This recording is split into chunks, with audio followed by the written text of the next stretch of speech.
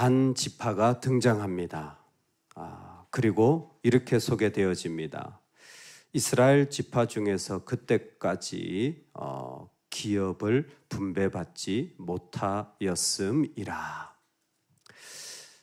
하나님 앞에 기업을 분배받지 못한 지파는 없었습니다. 근데 사사기 18장에 등장하며 단 지파가 소개되어지는데 이스라엘 전부의 왕이 없고 단 지파는 기업을 분배받지 못했다라고 말합니다. 단 지파 이야기는 사사기 처음부터 나옵니다. 사사기 1장에 아모리 족속이 단 자손을 산지로 몰아넣고 평지로 내려오기를 용납하지 아니하였더니, 아멘. 땅을 받았어요. 사실은 분량을 받았습니다. 근데 너무 어려운 아모리라는 그 가나안의 족속 때문에 그곳에서 쫓겨나간 거예요. 쫓겨나가서 산에서 살게 되어진 겁니다. 평지에 살아도 농사를 지으며 쉽지 않은데 산에 쫓겨 살아니 그 삶이 얼마나 힘들고 어렵겠습니까? 농사를 지을 수도 없고 그곳에서 무엇인가 할 수도 없는 그런 모습입니다. 여러분, 우리가 이 모습부터 살펴봐야 돼요. 그게 뭐냐면 하나님이 나에게 주신 은혜의 자리는 여러분 절대 빼앗기지 말아야 됩니다. 할렐루야. 하나님이 나에게 주신 것은요, 아무리 작은 것이라도 정말 소중한 겁니다. 근데 우리는 그것을 볼 때에 너무 쉽게 판단해 버리는 거예요. 에이, 내가 이 땅 이 사람들하고 이렇게 힘들게까지 이런 어려움이 있는데 그렇게 생각하면 안 돼요. 아무리 족속이 아무리 강하고 아무리 그들이 강성하다 할지라도 우리의 중심은 아무리 족속과의 싸움이 되면 안 돼요. 우리는 하나님이 주신 땅에 있어야 돼요. 왜 이게 중요합니까? 하나님이 주신 땅에 서면 그 사람은 뿌리를 내리기 시작해요. 그 뿌리가 깊어지고 자라고 열매를 맺게 됩니다. 우리가 하나님께 영광을 올려드리는 것은 갑자기 뭔가를 뻥튀기를 해서가 아니라 하나님이 주신 곳에서 그 뿌리를 내리고 열매를 맺어갈 때에 하나님의 영광이 드러나기 때문입니다. 그런데 한번 나에게 하나님이 부르신 은혜의 자리를 이런저런 인간적인 이유들로 아모리 때문에 잃어버리기 시작하면 그때부터는 산으로 올라가게 돼요. 어쩔 수가 없습니다. 산으로 올라가는 게 끝이 아니에요. 그 다음에는 저 북쪽으로 올라가게 됩니다. 그게 끝이 아니에요. 그냥 계속 돌아다니게 돼요. 그게 끝이 아니에요. 흔적도 없이 사라집니다. 단 지파는 결국 사라질 거예요. 오늘 우리에게 하나님 앞에서 정말 귀하게 여겨야 할 출발점이 여기에 있습니다. 하나님이 나에게 주신 자리, 하나님이 나에게 허락하셨다면, 그거 내 눈에 보여주셨다면 어떤 세상적인 이유, 인간적인 마음이 아니면 내 환경이 그러다 할지라도 여러분 그 자리 빼앗기지 마시기를 주의 이름으로 축원합니다. 아멘. 단 지파는 그 기업을 분배받지 못하였음이라 라는 것으로 출발하여서 이제 그들 가운데 정탐꾼 5명을 세워서 자신들의 땅을 다시 찾아 나서는 거예요. 이거는 너무 가슴 아픈 일입니다. 다 각자에게 주신 몫이 있는데 왜 나한테는 너의 것 안 주냐라는 상황이 벌어지는 것이 이때의 정탐입니다. 여호수아 정탐과는 다릅니다. 특별히 5명을 뽑아서 그 사람들이 그 땅을 살펴보게 되어지는데 미가의 집에 들어가서 그곳에 있는 제사장의 음성을 알아듣고 그 레위 청년에게 물어보는 일들이 그 가운데 일어나게 됩니다. 너는 어떻게 여기 있느냐? 미가가 나를 고용하였고 내가 이 집의 제사장으로 있습니다. 완전히 제사장의 권위나 모습은 살펴볼 수가 없고 거의 한 사람의 그냥 이 일꾼, 한 가정의 고용인이 되어졌다라는 것을 말할 수밖에 없는, 그 집안 없으면 이 사람도 없어지게 되어지는 그와 같은 영적인 모습들이 그 가운데 일어나게 되어지는 것입니다. 여러분, 하나님이 주신 자리를 지켜나갈 때 첫 번째로 우리 안에 물어봐야 되는 것이 하나님과 상관 있느냐예요.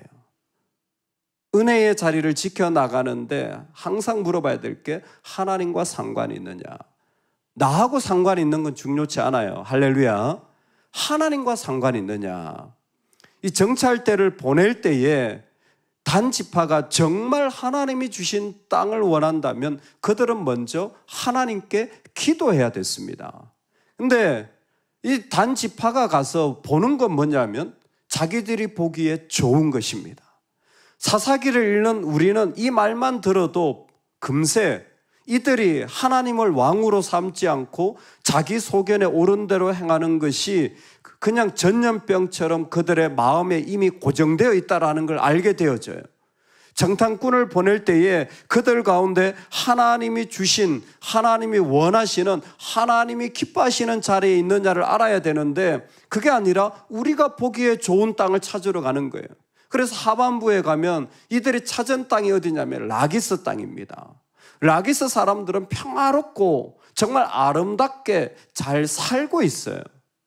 이 부분에서 여호수아서와 사사기가 같이 오버랩돼야 되는데 이게 성경을 잘못 이해하면요, 여호수아도 가나안 땅을 정복하지 않았느냐, 그러니까 그냥 청교도들이 인디안들을 죽이고 정복하는 걸 당연하게 여긴 거예요. 조심스럽지만 부시가 이라크 전쟁을 당연하게 여기는 거예요. 그때 여호수아 전쟁이라 그랬습니다. 그냥 자기가 전쟁하고 싶으면 전쟁하면 좋겠어요.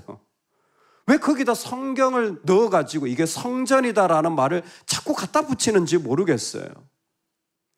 가나안 땅을 정복한 여호수아의 전쟁의 핵심은 우상 숭배 때문입니다.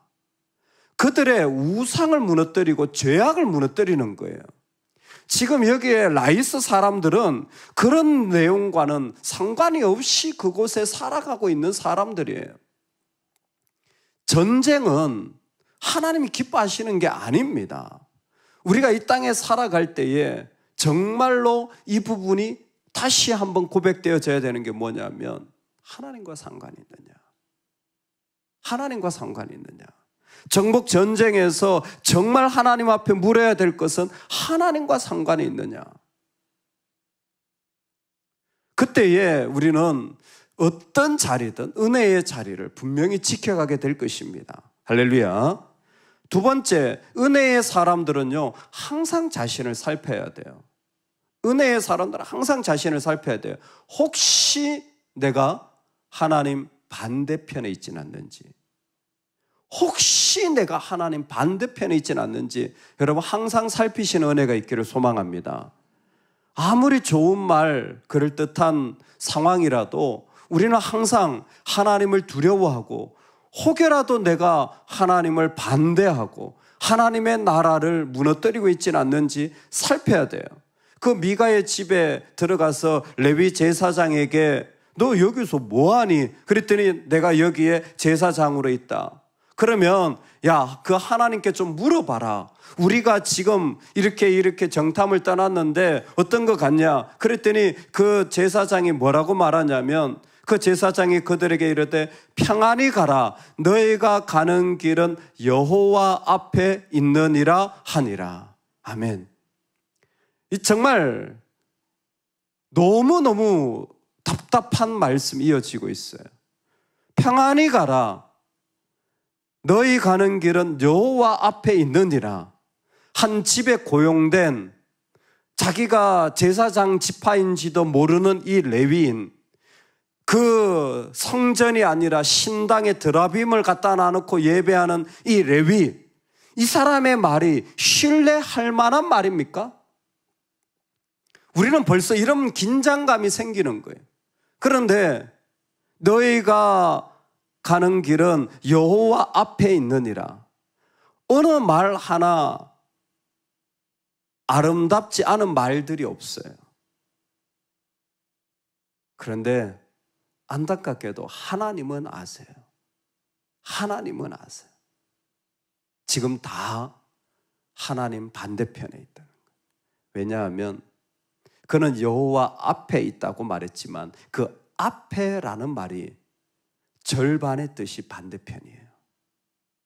그러니까 이 레위는 마치 축복의 말처럼 하고 있는데 하나님은 이 레위 제사장의 말을 통하여서 너희들 지금 하나님 반대편에 있다, 그 의미를 전달하고 있는 겁니다. 우리가 장단군도 꾸리고 또 그 가운데 뭐 한 집에 이렇게 되어서 평안한 것처럼 보여도 주의해야 되는 게 있어요. 하나님 반대편에 있지는 않는지, 혹시 내가 하나님을 반대하고 있지는 않는지, 이 사실은 믿음의 여정에 대단히 중요한 질문일 것 같습니다. 오늘 우리의 모습과 마음이 정말 하나님 맞은편에 서지 않기를 주의 이름으로 소망합니다. 아멘.